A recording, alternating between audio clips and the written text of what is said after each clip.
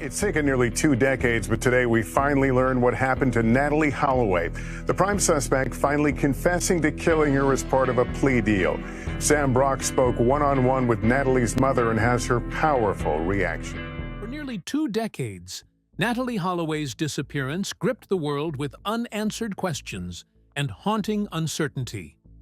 What happened to this bright, promising teenager during a Caribbean vacation?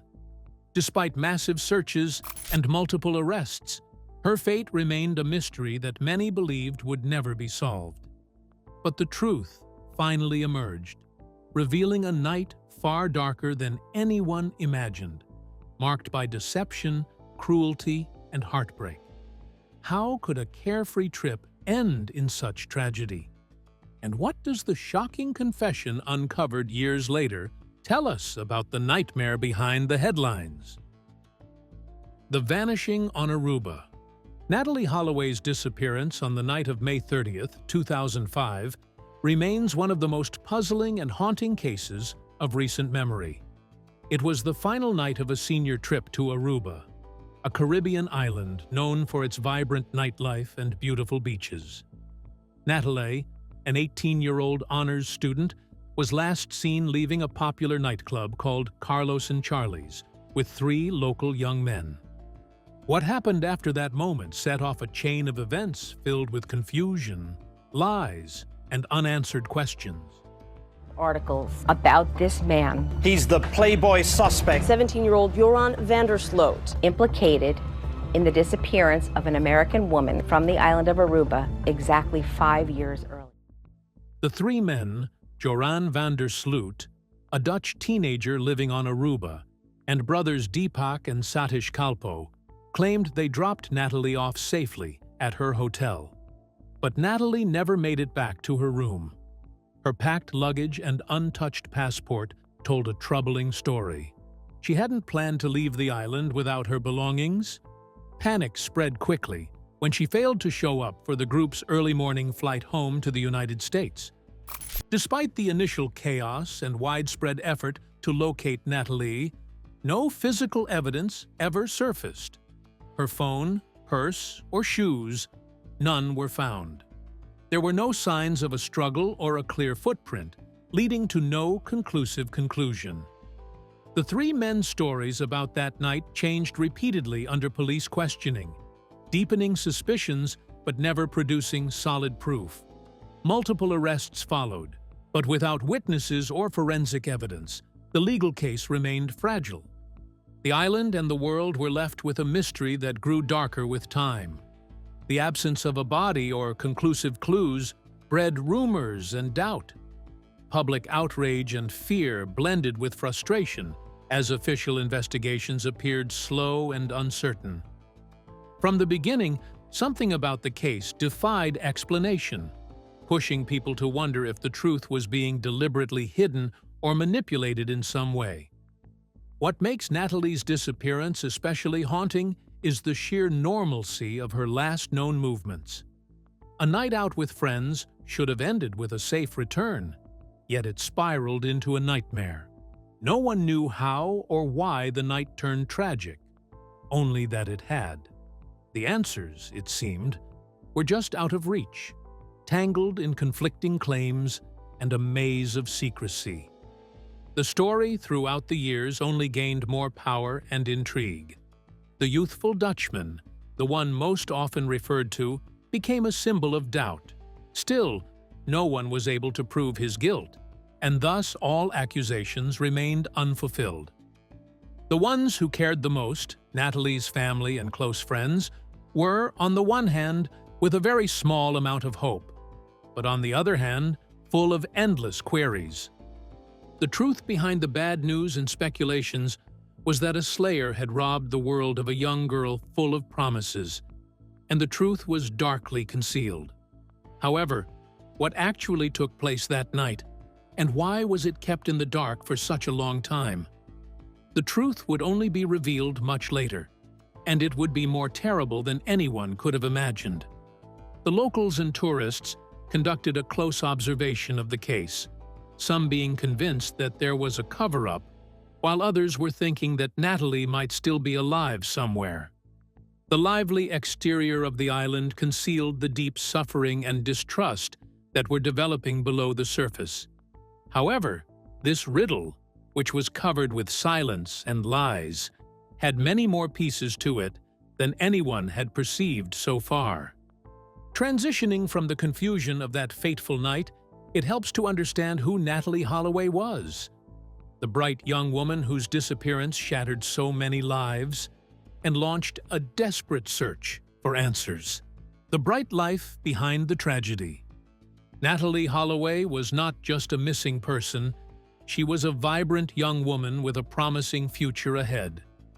Born and raised in Mountain Brook, Alabama, she was an honors student known for her intelligence and determination. Natalee had earned a full scholarship to the University of Alabama, where she intended to study pre-med. Her dream was to become a doctor. Those who knew her described her as kind, responsible, and full of ambition. Her family and friends often spoke about her enthusiasm for life and her dedication to her goals. At just 18 years old, Natalee had already demonstrated a remarkable work ethic and a compassionate spirit. She was the kind of person who seemed destined to make a positive impact on the world. That made her disappearance all the more heart-wrenching for those left behind. The senior class trip to Aruba was supposed to be a celebration, a carefree finale to their high school years before embarking on the next chapter of their lives. For Natalee, it was a moment to create joyful memories with classmates. Instead, it became the backdrop to a tragedy that would alter countless lives forever. Her parents, especially her mother Beth, soon became public advocates for Natalee's safe return. Beth's relentless search and refusal to give up hope resonated deeply with many, turning Natalee's story from a local disaster into an international cause. Her family's pain was palpable and real, but so was their resolve. The passing of an individual brimming with expectations and possibilities brought on a collective mourning that extended far beyond the close family and friends of the deceased person. The case of Natalee went around the globe and caused a very sensitive spot in society to be revealed, thus emphasizing the susceptibility of young people even in places that seem to be absolutely safe. The misfortune gave rise to the confronting of the illusion of invincibility that many people consider as the main characteristic of youth during the important phases of their lives, like travel and graduation. The society was combining their feelings with the perceptions of the case being not just a missing person's case, but a bright life interrupted and shattered. Her dreams, plans, and character created a very vivid contrast to the quietness and enigma that ensued. This opposition was the ground for the public's interest, and grief being equally strong. With the additional information regarding her last night, it became evident that the case was not about a lost tourist, but an unfortunate young woman who had her future prematurely extinguished. The acknowledgement of her possibility and the suddenness of her vanishing created a case with deep emotional impact. The hunt for Natalee was a hunt for closure, hope, and justice. The search itself became a desperate race against time and shadows, as those who loved her refused to accept anything less than the full truth. The search that shocked a nation. The search for Natalee Holloway was one of the largest and most intense in Aruba's history. Once her disappearance was reported, local authorities, volunteers, and even members of the FBI joined forces to scour the island. Beaches, forests, roads, and diving spots were combed methodically with teams determined to find any trace of her. From the air, planes flew in tight patterns. On water, boats swept the shoreline looking for answers. Dogs trained to track scents were brought in to follow any potential trail, but despite the exhaustive effort, no clues emerged. Not a single item belonging to Natalee was recovered. Her shoes, purse, or phone were nowhere to be found. There was no evidence of a fight, struggle, or forceful removal that investigators could confirm, which only deepened the bafflement. As searches extended across the island and into the surrounding waters, the frustration grew. The silence was deafening. Those involved hoped for a breakthrough, but found only shadows. Friends, family members, and authorities faced the painful reality that the likelihood of survival seemed to be slipping away with every day. Media coverage turned the island into an unwilling stage for an international tragedy. Stories flooded in, each with mounting theories but no solid facts. Public pressure on Aruban officials intensified, demanding transparency and justice. The absence of answers, rather than lessening, seemed to harden the determination of everyone involved. The three young men who were last spotted with Natalee, Joran van der Sloot, and the Kalpoe brothers immediately attracted the attention of the investigators. Their inconsistent accounts and changing tales made the police suspicious. However, they could not be detained for long due to the lack of solid evidence. The trappings of the law, arrests, followed by releases, occurred in a painful cycle, thus portraying the hardships of the prosecution's case, built more on mistrust than on hard facts. On the one hand, the extent of the search and the contradictions surrounding the suspects made the whole scenario more complex. On the other hand, the case was a source of discomfort for both the residents and the tourists, who were watching a situation that seemed to be getting further away from public comprehension. The sorrow was felt all over the world, but justice still seemed out of reach. The passage of time made the emotional burden more significant. The Holloway family, together with their global supporters, incessantly demanded elucidation, notwithstanding growing despair. The enigma was still there in the public mind, a metaphor for the hopes lost and the questions still lingering. It was evident that what appeared to be a clear-cut missing persons case was, in fact, very complicated. The absence of any tangible resolution did not deter the search from exposing the difficulties and the sadness of trying to find out the truth when the darkness is too well concealed. The emptiness created by the slaying would, however, soon lead to the raising of doubts and a close investigation into what had really happened that night. And as the search dimmed, the world's attention shifted toward the people whose stories held the most unsettling contradictions. Early suspects and conflicting stories. Immediately when Natalee disappeared, all the focus was on the last three young men who were with her: Joran van der Sloot and the Kalpoe brothers, Deepak and Satish. The three had claimed at first that they had dropped her at the hotel safe and sound. Their tale appeared to be simple, but as the police investigation went deeper, the veins of discrepancy started to show. The differences in the timelines of their accounts raised more questions than they answered, thus causing suspicion among the detectives and the general public. According to one version, Natalee was left at the hotel, while the other claimed she was taken to the beach or left in a car. The timeline changed as one man contradicted the others on the details of the night's events. Due to the differences in the stories told, it was hard to tell the truth from the lies. The evolving accounts led to a doubt that was only getting thicker and heavier with time. Police arrests of all three suspects were made shortly after, relying on the suspicion ignited by their conflicting statements. However, the lack of physical evidence and witnesses made the law enforcement's position very uncomfortable. Every arrest ended up being followed by a release, since there was no proof available to the prosecutors to take the case to court. In the course of interviews and during the media, Joran's personality moved from being troubling to being totally out of character. At one point, during the year 2008, he confessed to an undercover reporter that Natalee had died in front of him and that he had disposed of her body afterward.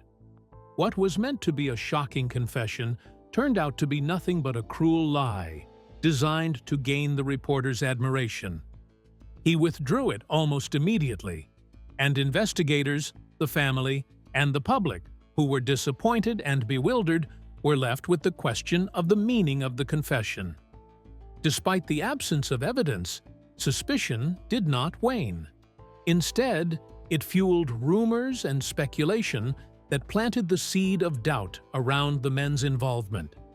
The inconsistencies in their stories made it difficult for anyone to believe their innocence. The shifting accounts and deceptive acts blurred the line between possible truth and deliberate manipulation.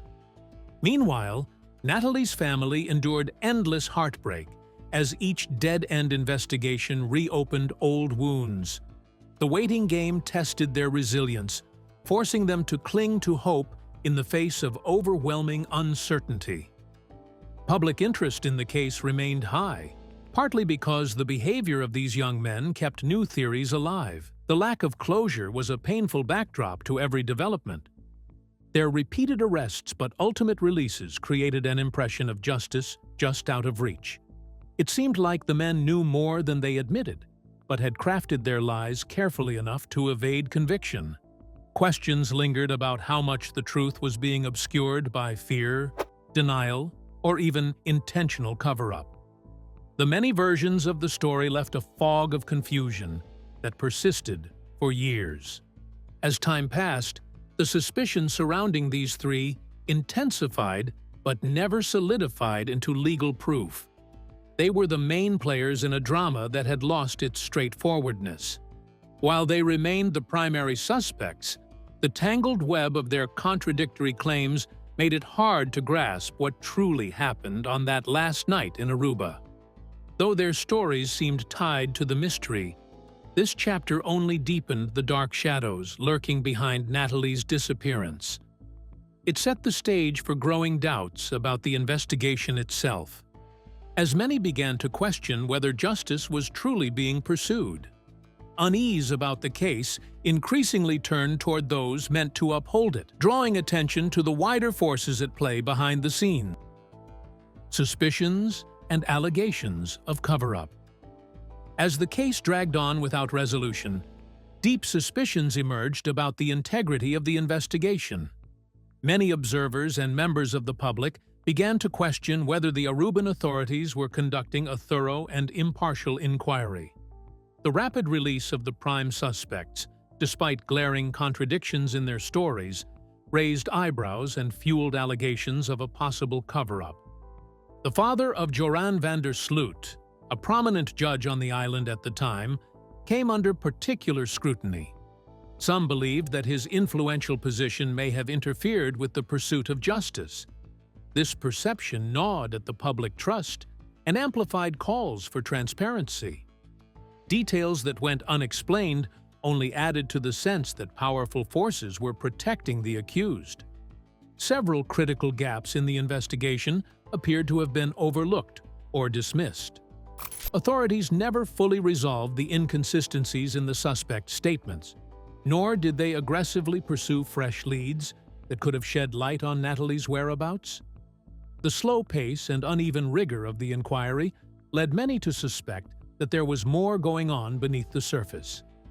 Conspiracy theories and speculation grew louder, some suggesting that local officials aimed to quietly close the case without holding anyone accountable.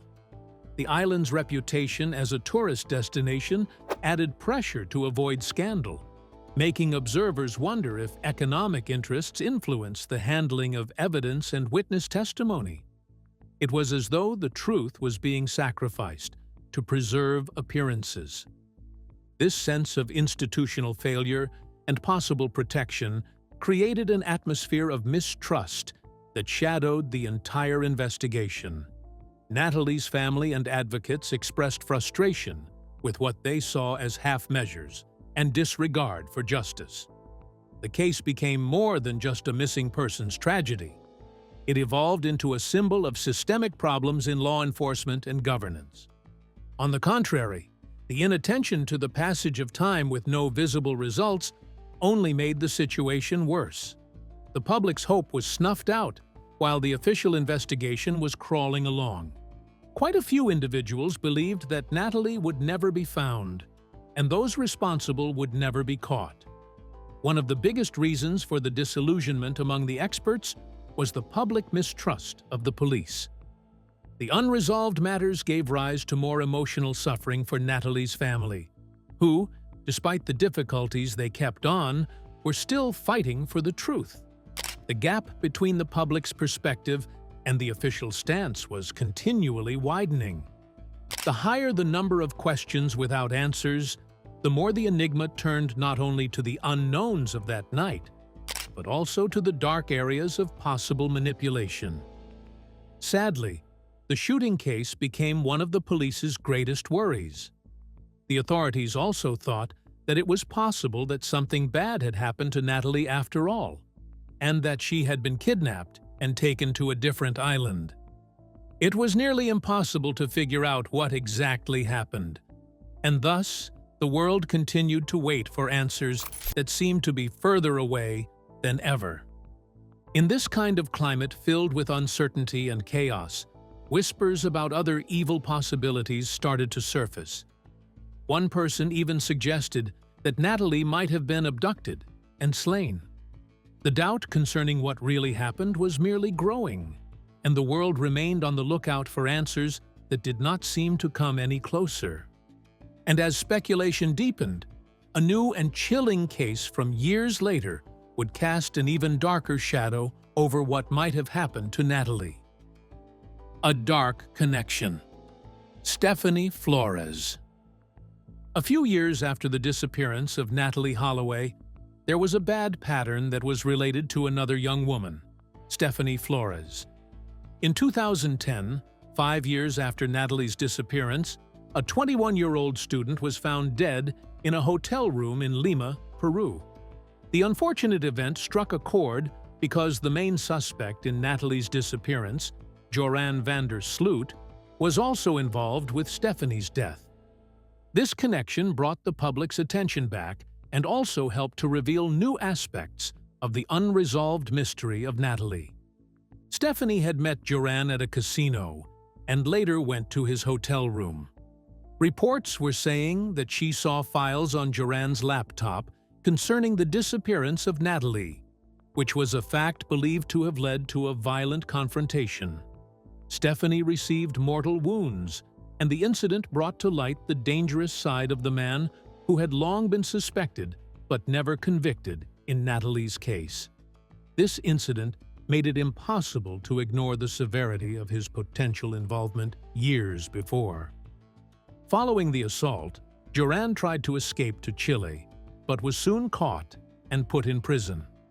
In contrast to Natalee, the proof against him in Peru was huge and impossible to deny. The police had crystal-clear evidence tying him to Stephanie's death, and the judiciary moved fast. His punishment gave a little bit of justice, but at the same time brought up the dreadful question of what happened to Natalee. In 2012, Joran was given a 28-year prison sentence in Peru for his part in Stephanie's death. The punishment was a turning point. It signified that the crime was not only closely related to the unresolved grief of the Holloway family, but also that accountability had been established. However, it was a moment of mixed feelings for Natalee's family. Justice was done for Stephanie, but the uncertainty regarding Natalee's situation remained. In 2021, after catching Joran smuggling hard substances into prison, his sentence was lengthened by 18 years. Nevertheless, the most he could serve was 35 years in prison, according to Peruvian law, which meant he would likely be out by 2045 unless something changed legally. The situation around the limited sentence led to the questioning of the adequacy of punishment in serious crimes and the discussion of the need for justice to be gradual. For the family of Natalee, the misfortune of Stephanie was a confirmation of the fears they had been keeping for a long time. The analogies between the two cases were too obvious to be overlooked. The two young girls had contact with the same person, and both died brutally. This connection made it more painful and brought back the idea of what might have happened to Natalee.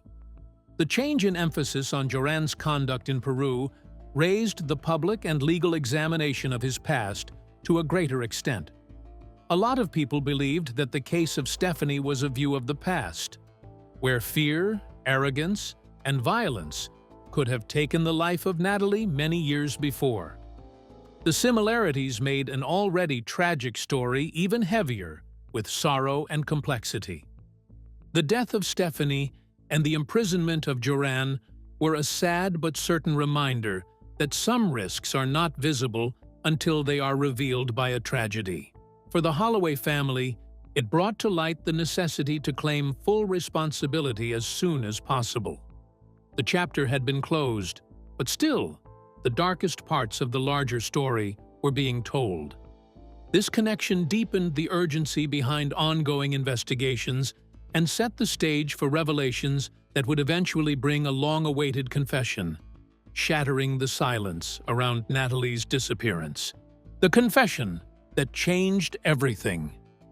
The breakthrough came unexpectedly in 2023, when Joran van der Sloot was extradited to the United States to face federal charges related to wire fraud and extortion connected to his scams against Natalee's grieving mother. These charges stemmed from a heartbreaking episode in 2010 when Joran had demanded money from Beth Holloway for information about Natalee's whereabouts. Faced with this new legal battle, Joran agreed to a plea deal that required him to provide a full, honest confession, one that would finally expose the terrifying truth.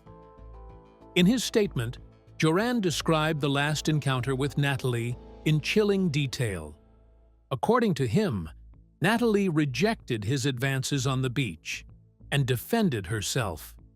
In retaliation, Joran admitted kicking her in the face with full force, causing her to lose consciousness.